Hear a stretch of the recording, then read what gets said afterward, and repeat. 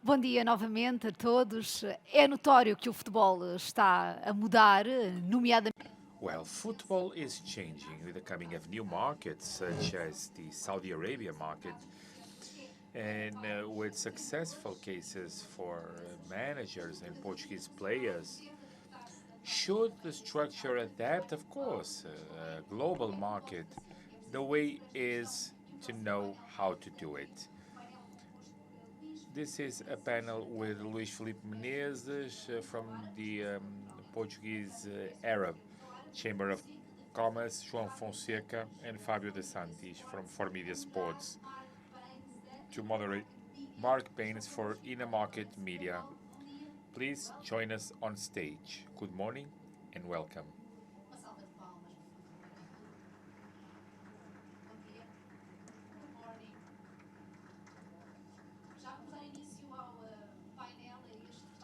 Let's begin the panel. Quite a relevant debate. Pedro Proença also to give an award.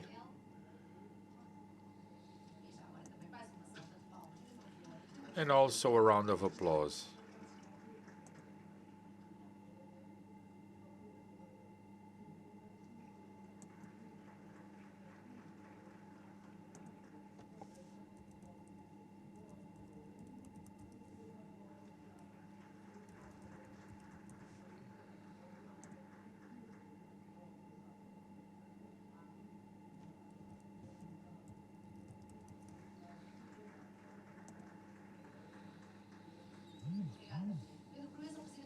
Thank you, Pedro Proença, to deliver this award to the panels in terms of the debate, in terms of how they must adapt to a market that is more and more global.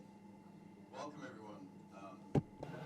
In the truly international spirit of this conference, which has been amazing this week, we'll be doing the panel in English, but we'll also be doing it in Portuguese. So we ask you to engage with us and show us some patience as we go. We have an unbelievable panel here. The expertise is amazing. And so let's jump right in. João, can we talk about the strategy that you see as you look across the entire global landscape of football for a domestic league to internationalize itself? What are the key components to that? Well, first of all, good morning, and thanks for the invitation from Liga Portugal. It's a pleasure to be here. Well, to become global in this current era, it's not easy. And first of all, as it should be simple to say, we need to have something strong, an internal product that is strong.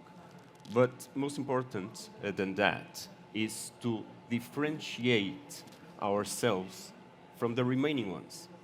We live in an era that we are fighting for attention against everything. It's not only against other rights holders in football, the likes of Premier League, La Liga, whatsoever. It's not against other sports only. It's against Netflix. It's against Spotify.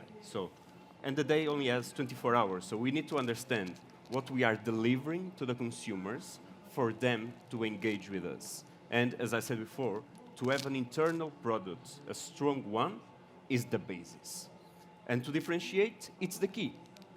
And looking into and deep dive into the Portuguese league, and the league defined back in the days, I think in 15 or 16, that the talent was the key differentiator of the Portuguese league.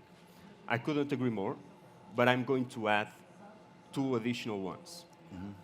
The passion, I think it's one of the things that differentiate Portugal than the likes of US or China. And we were discussing prior joining the stage that there's no culture, for instance, in China, there's no passionate culture about football. So passion really differentiates Portugal from the others.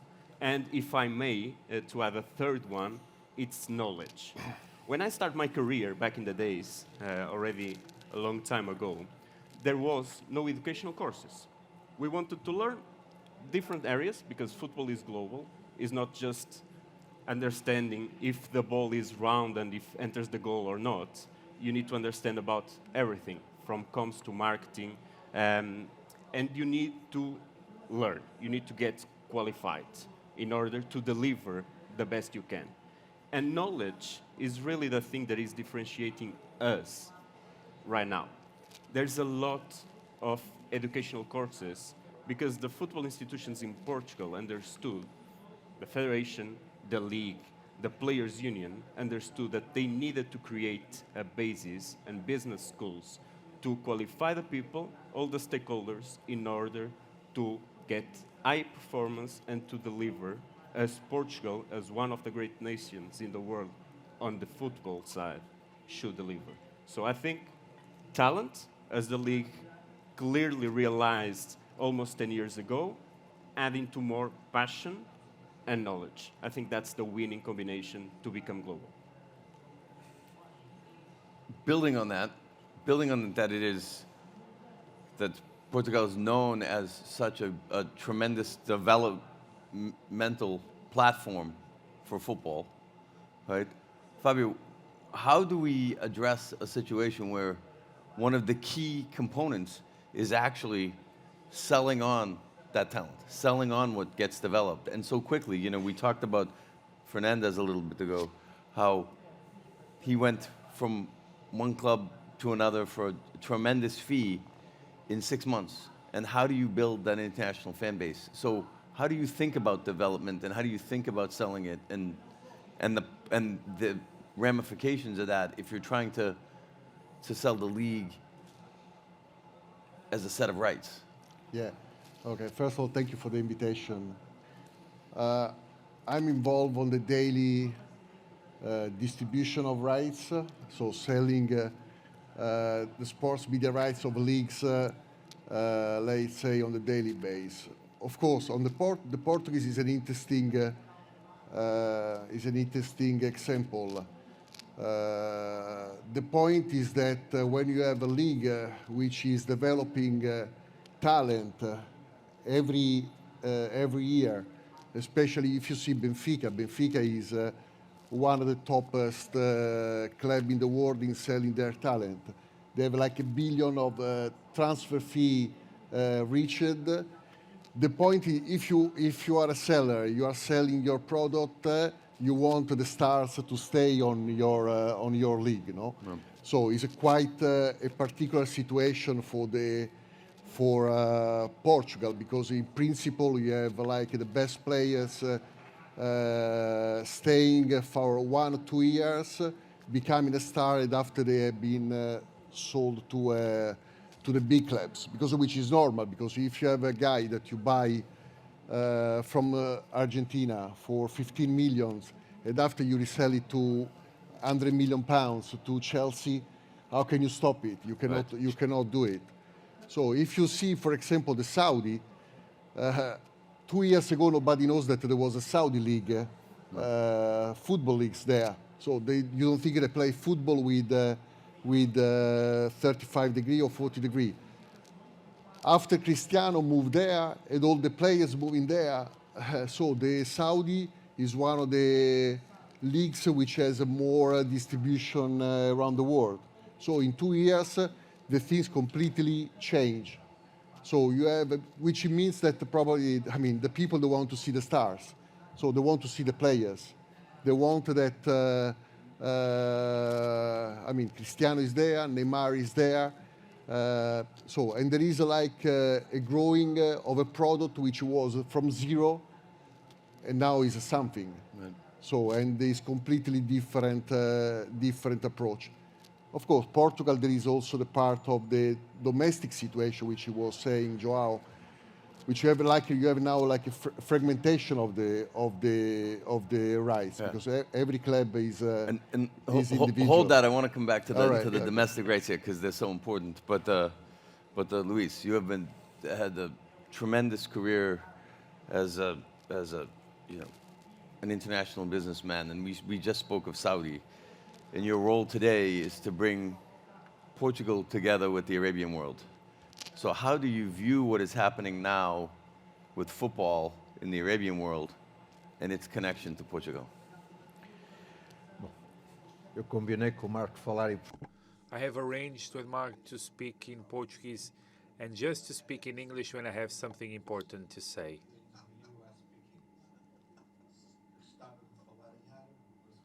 I would speak in Arab, but it's not good enough yet, so let's go with Portuguese. The issue that you've asked me back there, there is simultaneous interpreting, so he's aware of what I'm saying, I'm sure. So I'm not sure that this movement of investment and mediatization, if you will, of football in the Gulf countries will come to be 100% successful. What I was telling Mark before is that I'm fully convinced that if we compare this to something similar that happened years ago with a boom in China, that probably there will be a substantial difference. Starting by something that in previous intervention, and João mentioned this, the passionate of the Arab world in terms of the phenomena and the industry and the game itself in terms of football is absolutely different from the attraction that the Chinese people has and had in terms of this phenomena. One other thing that should not be neglected is that in the last decade and a half, we've seen Arab countries, maybe more at the Maghreb than in the Gulf, talents coming to the football world. Many Arab people are ready to provide raw material that gives an interesting average level to football of those countries, as long as they are properly organized and as long as there are sustainability factors that these gentlemen here are much more aware of it than I am. But one of them is very important, pivotal even, that Portuguese football, Liga, the federation, they might have a very important role taking into advantage the circumstance of there is a very important set of Portuguese players and managers helping this boom. Portugal, less than 10 million inhabitants, was able in just a few years to put together a training initiative that is unique, some of the best in the world. So if we can export this model, becoming useful in creating a movement of sustainability towards this effort of the Arab world, I believe that the subject of this conference that has to do with the logic of internationalization of leagues, it's not that. I think that it's a good hypocrisy, okay? There is a certain concern that globalization of football, alongside the globalization of economics, culture, politics, might bring differences in status between those countries who are very strong, the so-called Big Five. I think it's Big Two or Big Three, actually. But Big Five, I think that if Portugal becomes a country that exports know-how in terms of training for this movement of the Arab world, that will be one of the way to claim the Portuguese league and the Portuguese football. Nothing important, everything in Portuguese. Thank you for that. So, just to build on what you said there, a key theme was sustainability, right? And I think we all know that the Chinese project was very bright and very hot but the duration was not long. And João, when you think of it from a global federation perspective in managing football across the globe and the sustainability aspect of internationalization? You know, you talked about the key elements to make it attractive. How do you then make it sustainable, building off those elements that you noted? Well, financial sustainability is key in any industry, right? So we are not here for reinventing the wheel. And if we look, again, trying to make a domestic league and a Portuguese league growing into the global space, I think, and Luís touched that just now, we have a small market, right? Less than 10 million inhabitants. So it's easy to understand that our chances to grow, to basically maximize revenues, and to get financial sustainability are outside. So we clearly need to focus our strategy externally rather than internally. And of course, everyone knows here that we are reaching a tipping point, which is a centralization of the audiovisual rights. Portugal is 20 years, 30 years behind all the others. And we need to first understand that we have been losing money for the last 20 or 30 years. Right. So we have a couple of years now to think and to implement this in a proper way. And of course, we have a bad angle on this, and it's a simple one. So if we are behind, that's bad. We are losing money over time. But we also have a good angle from this perspective. We can learn from how the other big leagues implemented the centralization. We can learn from their mistakes. So we don't have any excuse to do it wrong. We clearly need to do it right in order to compensate the gap that we have been facing from the last decades.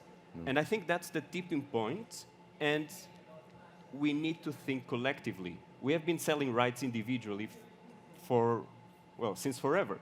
Right. And we need to think collectively, because if I'm a small club or a big club, it's positive for everyone to...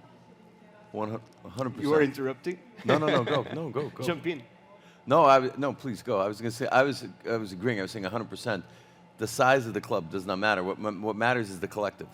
Exactly, because if I'm a small club, of course I want to increase my revenues. But if I'm a big club, I might have the feeling that I might lose something, at least in the first cycle or two, which is an understandable, rational, but anyway wrong, because collectively the product will be much strong, not only in terms of revenues, but in terms of competitive balance. And, well, I think we are on the wrong side of the motorway for the last decades, and everyone is going backwards. So we have 3 years, 4 years from now to make it happen, and properly, because we don't have any excuse to miss this opportunity. So the situation with media rights historically, right, is that we start with a situation of fragmentation, where everyone sells their own rights. And then the leagues pull them together, they aggregate, so fragmentation and aggregation. And with that aggregation, we now can really ward off people from buying just what they want. They need to buy the whole, the collective, which to your point boosts the smaller clubs. And then we have the ability to segment. So we sell domestic rights one way, we sell international rights, but not just international rights, we segment around the globe. And we can really drive revenue that way. So fragmentation, aggregation, segmentation is really the process, and we are now moving into the aggregation stage, which should provide tremendous velocity, we hope, for the business. So Fabio, as you look at that, as we go forward, right, first the aggregation step, and then the segmentation step across the globe. Can you talk a bit about how you would view, if we gave you the keys, said, hey, you're driving the car now, how would you aggregate and then package up and bundle rights? Technically, the Portuguese understood that the league, a strong league, has to be centralized. The centralization is 2028. The point is that it's a little bit too far because the media world changed quite rapidly. So I think the job has to be done a little bit early than wait the last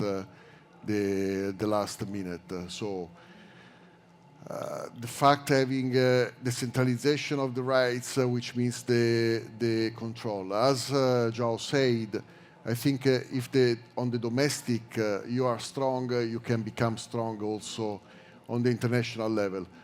At the moment, of course, if you have a fragmentation of the club now, you have different subjects selling the rights. Every club is selling their own rights to a single entity, which is Sport TV, which is technically in a monopoly situation. No? So they have and they resell to their partner, which is the telecom here. So they are more, of course, focusing on the domestic that try to develop the international model. And Portugal is an industry, is a maker of talent which are exported away. A lot of is quite interesting what is happening, in for example, in trying to develop the other leagues, trying to develop also the Asian part. Which is not too much. The Portuguese is not too much. The Portuguese league is not too much there. So having Asian players playing in your league, for example. So you have Bundesliga, which they have between the main division, the second division, they have 17 players from Japan playing the Bundesliga. And they make around 20 million. Euro in rights sold to Japan. The Serie A, which is technically maybe better than Bundesliga, they have one Japanese player, they make 5 million. So it changed a lot in terms of so the club, they want to try to maximize their rights. They need to make some effort and try to get, instead of maybe to get a Brazilian player, which maybe is good, but they have to try also to get to see the balance from having a good player, but also try to explore to open a different market, and which is something that having a strong league on the centralization, it's much more easy to decide the strategy between all the clubs. Also because having the centralization, you make your league better because there is a more equal distribution of the resources. Sure. And the product can become a better product to be distributed outside your country. The higher level of competition will always lead to better matches, right? So each match, or in the main, over the course of a season, more competitive matches, obviously better content, right? But let me jump in, Please. because we are talking almost only on the centralization part, but we were talking previously about financial sustainability. And although the centralization will be one of the key points in order to improve our league, this needs to go hand in hand with an economic control. Otherwise, if I'm giving more money to the clubs, and if they are allowed to spend in wages and the players, we are not growing sustainability, right? No. It's not a sustainability growth. So hand-in-hand centralization and economic control might be, in my opinion, one of the key tools in order to improve and basically maximize the level. So, Luís, we're talking about competition now, and how do you think about Liga Portugal in its competition globally, and how it gets exported to the world, right? Because the product is fantastic, but how do you break, how do you match up and compare the markets? In this question, I have one position quite different. I'm speaking English. Penso que todos como cidadãos assistimos nos últimos 20, 25 anos. in the last 20, 25 years, we have seen social, economic, political globalization of the world. Third world countries have grown, now have a middle class, but something happened. Inequalities between the very rich and the very poor have increased. Between people, between countries. The globalization of football, which went alongside the other globalization, was quite successful. FIFA, UEFA provided a great contribution. Premier League, it's at the forefront, I'm sure. It was surely the league that has contributed the most for the globalization of football. But I believe that the main concern, including for this debate, is that this disparity does not lead to the killing of the golden egg geese. So each league considered at a small country like Portugal can do is something, sure, but nothing decisive. Betting on training, recreating an organizational model of competitions, amending or changing the funding model coming from media rights, you name it. But in the case of the Portuguese, to be smart, betting on the Brazilian market, 150 million consumers, I think that this leveling up of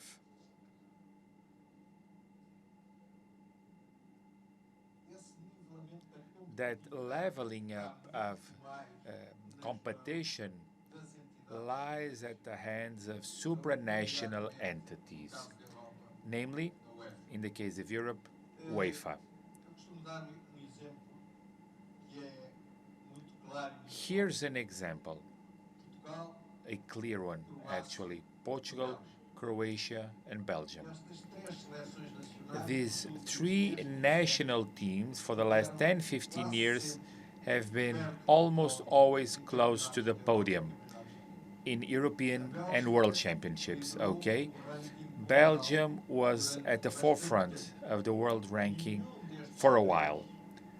None of these three countries had, in the last 15 years, one single team in the half-finals of the Champions League.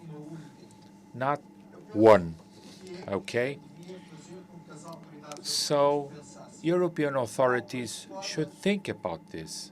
Some reform, prudent reforms, wise, in terms of counting on the ranking of national teams for the distribution of clubs, the ranking also of the results of national teams for training teams also. Portugal, 1 month ago, was competing at top level. It was the favorite in almost all competitions in 3 different age tiers.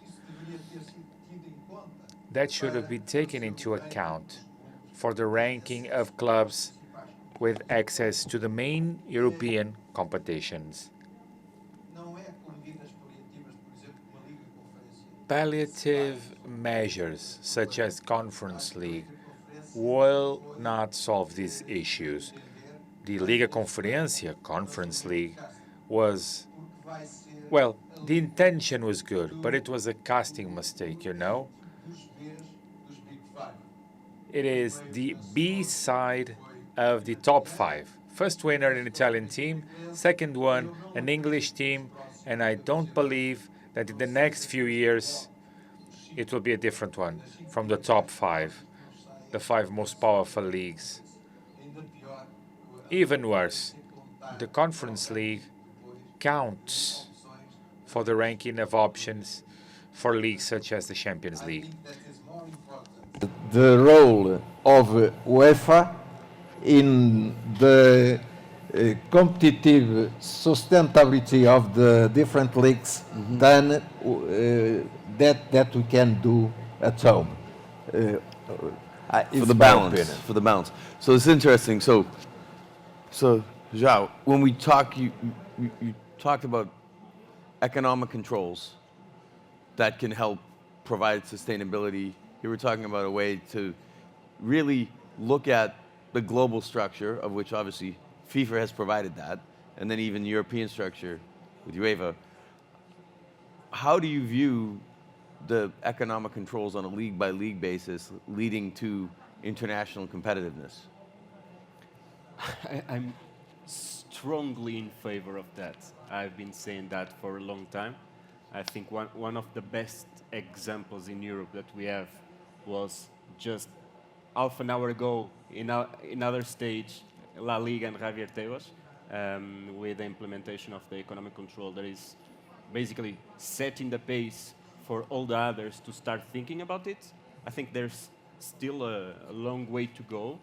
UEFA improved and implemented the financial fair play 2.0 that goes quite in line with the La Liga one, because the La Liga one sets pre-competition the rules and not post-competition the rules. So you can do everything wrong for 3 years in the previous financial fair play. You can do everything wrong in 3 years, and then you get sanctioned.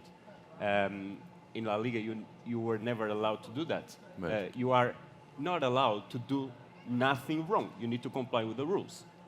One of the best examples, and I think that's basically is a stamp of credibility on the La Liga case, is the departure of Leo Messi from Barcelona to PSG. Barcelona wanted to keep Messi. Sure. Messi wanted to stay at Barcelona, but there was no financial possibility, and La Liga basically complied with the rules and told the club, it's just not possible.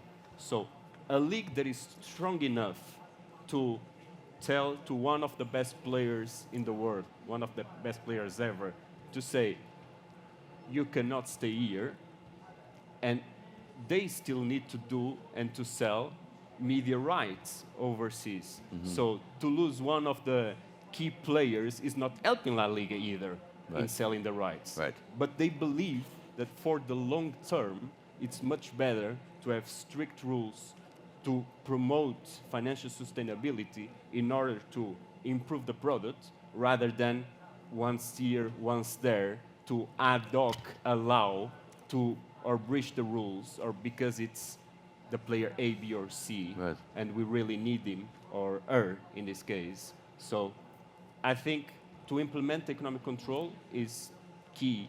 And you told me and you asked me league by league.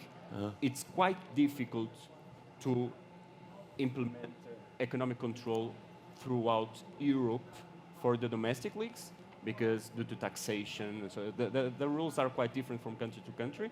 But league by league, as you have a couple of examples, and on a European level, as UEFA is doing, from my point of view, very well with the 2.0 format, I think that's the right way to go. You know, it is very complex. In a prior life, I ran a global sports group at HSBC Private Bank, and we would have a Brazilian player playing in Germany whose tax domicile was in Dubai, so he paid no tax in Dubai, right? And where does he fit actually in that scheme, and how does that fit with the team? It was quite complex, but it spoke to the internationalization of sport generally and football specifically. But when we talk about competition, because I agree with you when you said there's more competition, we're talking about when Barcelona suffers in that scenario by losing a player of the caliber of Messi, the league may not necessarily suffer, because the product in the long term should be better club by club, all the clubs, right? As opposed to just the supernova clubs at the top, right? But Fabio, when we're talking about selling an individual league versus other leagues, this is the point, right? To the internationalization. What are you looking for? You're going to be the salesperson. You're going to promote the league. What are the elements you're looking for that are going to resonate with international buyers in Singapore in Argentina and Canada? Like, what are the elements? If you sell the Premier League, it's easy. So you don't look too much, too much around. So you make your money almost sitting on the chair. It's like to sell in the FIFA World Cup. Exactly. So you sell the FIFA, you do it for home. No, I mean there is also a different strategy there, but of course, I mean it's true that Barcelona lose Messi and I mean and because they want to keep a certain kind of sustainability. Someone else took an advantage because the Americans with MLS they took an advantage because they have now a league which is on Apple TV on Apple Plus, which is a real a unique kind of distribution because basically you access to the MLS through one app. So One platform, one the entire platform world. all over the world. So which is completely different from how we sell our rights for the Serie A, for the Bundesliga, for La Liga, because every country you have a different deal with a broadcaster, mostly, no? Beside a zone which they buy like 5, 6 territories.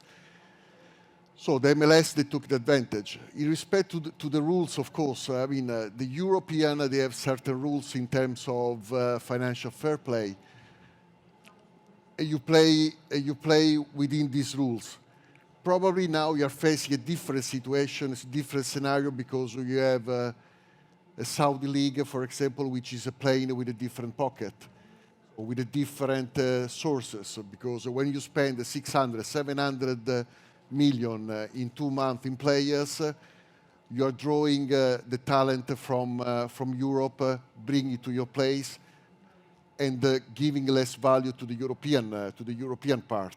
So if I'm a broadcaster which I bought the Champions League, I don't know, in Italy or in Spain, and I lose 6, 7, 8 top players now, and another 10 top players the next year, I'm maybe not so happy, no? But I think the rules will try to be probably to be a little bit more equal, no? Try to be a little bit more equal, which is not easy, which is not going to be so easy. So maybe we will have a Saudi team playing the Champions League in a couple of years. Yeah, and About this, Please. ambos falaram You both mentioned two important issues that lead to some difference of stages that does not help in terms of equalizing the competition. Tax context, financial fair play. But let me bring this back to UEFA and FIFA, especially UEFA. Small steps, brave policies might help so that that leveling up is reached little by little. One of the issues that I think it's core, maybe not everyone will be pleased with this, but we need to, without being radical, of course, we need to assess or reassess the transfer policies of players during sports seasons. You know, because said transfer policy contradicts another policy that international institutions are developing, which is transparency.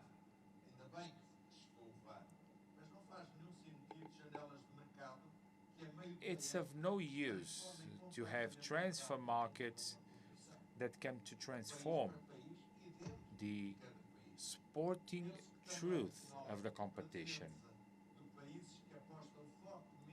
and to defend countries who bet strongly in players' training. There should be a latency period, not to change the rules of the market, but to prove and show that player training is not just to create an asset, but to increase the competition. A player that gets to a main league with a certain type of age could only be transferred after a small period of latency, a year,